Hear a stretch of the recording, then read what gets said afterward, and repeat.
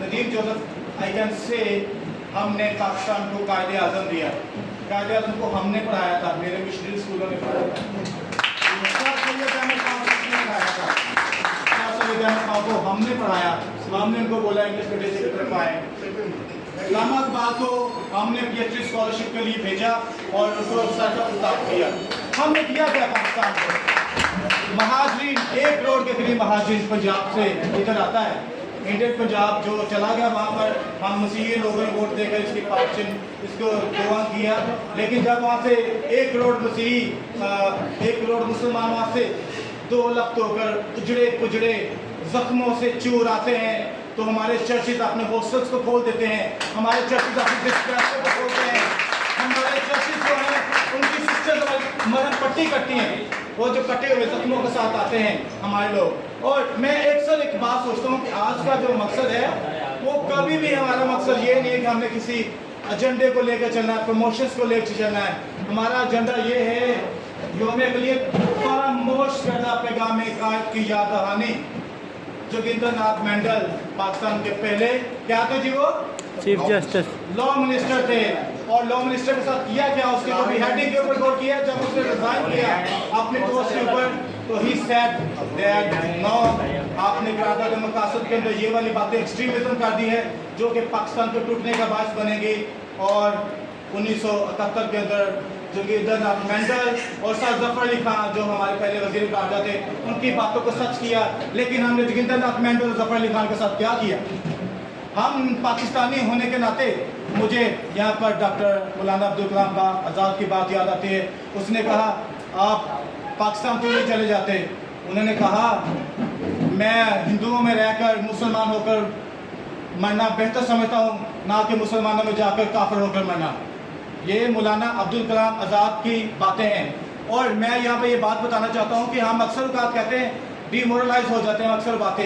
ये मैं पेपर मैंने सर को किताब पेश कर दी, इसके साथ मैंने इनके साथ तस्वीर भी बनानी है। आप इस बात को जुटला दें, ये हमने इसमें लिख दिया है कि पाकिस्तान के अंदर इतने जबरी तब्दीली मजहब के केसेस हुए हैं।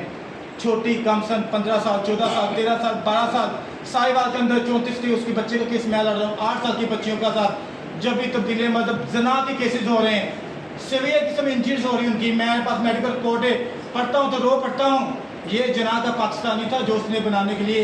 और अगर हम तनकीदी अंदाज में पाकिस्तान को नहीं देखेंगे तो पाकिस्तान संवरने के लिए नहीं जाएगा। और अभी आई NGOs की बात, तो मैं बताना चाहता हूँ हमारे बैठे हुए सरकारी मुलाजम, हमारे बैठे हुए आर्मी स्टाफ, हमारी आज मिलने वाली मुफ्त अद्वियात जो हमें अस्पताल मुफ्त अद्वियात मिल रही हैं, ये NGOs की दी हुई देन है, खैराती पैसा है जो आज सलाद पे पाकिस्तान वहाँ पर नहीं पहुँच रहा, वहाँ पर NGOs हैं जो उनको कैंप्स के जरिए पैसा दे रही है। वो NGOs हैं। NGOs को कभी NGOs का किरदार एक सिविल सोसाइटी है जो कि हुकूमत के मुकाबले से 5% काम करती है, और हमें कभी उनके किरदार के ऊपर सवाल नहीं उठाना चाहिए, क्योंकि वो आपके ऊपर, क्योंकि जिन मुआशरों के अंदर सवाल करने की इजाज़त नहीं है, तनकीद करने की इजाज़त नहीं है, और अगर कहें कि कहाँ सफ़ेद है तो भाई वो NGOs कभी नहीं कहेंगी, क्योंकि उन्होंने इंसानी हकूक़ की बराबरी चाहते हैं और इंसानी हकूक़ को वो बराबर रखते हैं। उनके लिए हर मेयार जेंडर बैलेंस का वो रखते हैं। और अभी इस्लाम बाकी के 3 अदारे करते हैं जिसके ऊपर हमें सवाल उठाने की इजाज़त नहीं है। मरदमशुमारी के ऊपर कहा है, हम अफराद शुमारी कहते हैं। तो अगर इतनी ही अच्छी मरदमशुमारी हुई थी तो 2017 में होने वाली मरदमशुमारी को 2021 के अंदर क्यों इंट्रोड्यूस किया गया? 2017 में इसके रिजल्ट क्यों नहीं दिए गए?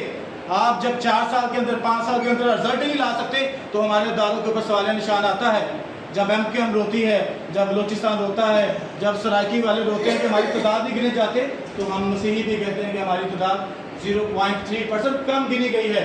मैं इसका एविडेंस दे सकता हूँ कि हमारे पास ये चीज़ें हैं, और मैं चाहता हूँ कि ये सर जब जाएंगे तो मैं इस तरह की और मज़ीद तहकीकी किताबें जो हैं मैं उन तक पहुँचाना चाहता हूँ। अगर जब वो ये बात कंप्लीट करेंगे और किताब पढ़ के इसके ऊपर सवाल उठाएंगे तो मैं इनको मज़ीद इसके ऊपर डाटा जो कि हमारी मुस्लिम NGO जो पाकिस्तान में काम करती हैं वो हमें देती हैं।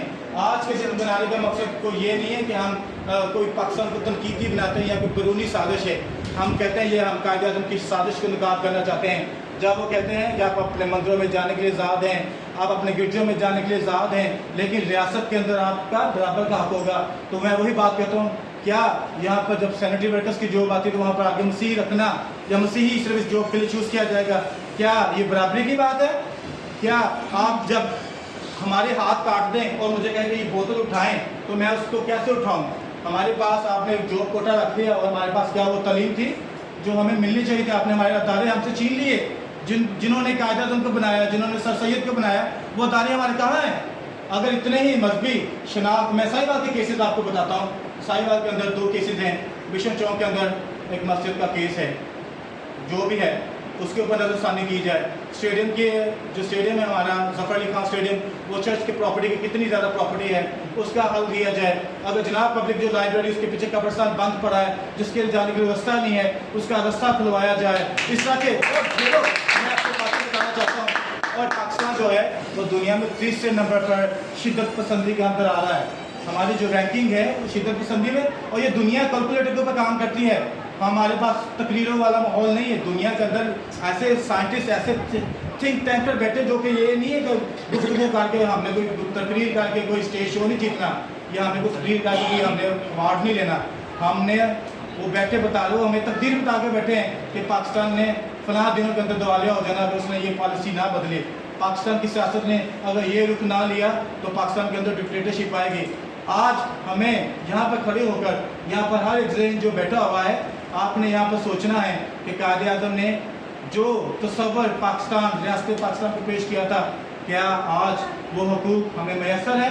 अली वाला साहब, क्या हमें वो हुकूक मैसर है जो कायदे-ए-आज़म मैसर नहीं है? आपको भी मैसर, यही मैं कहना चाहता हूँ। तो लेकिन फिर भी मैं कहूँगा, दिल है पाकिस्तानी, दिल है पाकिस्तानी। अभी मैं चाहूँगा कि आपकी भरपूर तालियों में मैं दावत देना चाहूँगा मैडम सादिया को, मैडम नाज़िमा फातिमा को। सामने आएंगी और हमारे मेहमानों के साथ मिलकर हम जो है वो जश्न आज़ादी का केक काटेंगे, और पाकिस्तान के जो 75 साल हमने कंप्लीट किए हैं हम उसके ऊपर बातचीत करेंगे। उसके बाद हम खाना खाएंगे, और कोई भी क्वेश्चन होगा खबर साहब के साथ आप खाने की टेबल पर उनसे बातचीत कर सकते हैं। देखिए जोर से तालियां। अच्छा, आया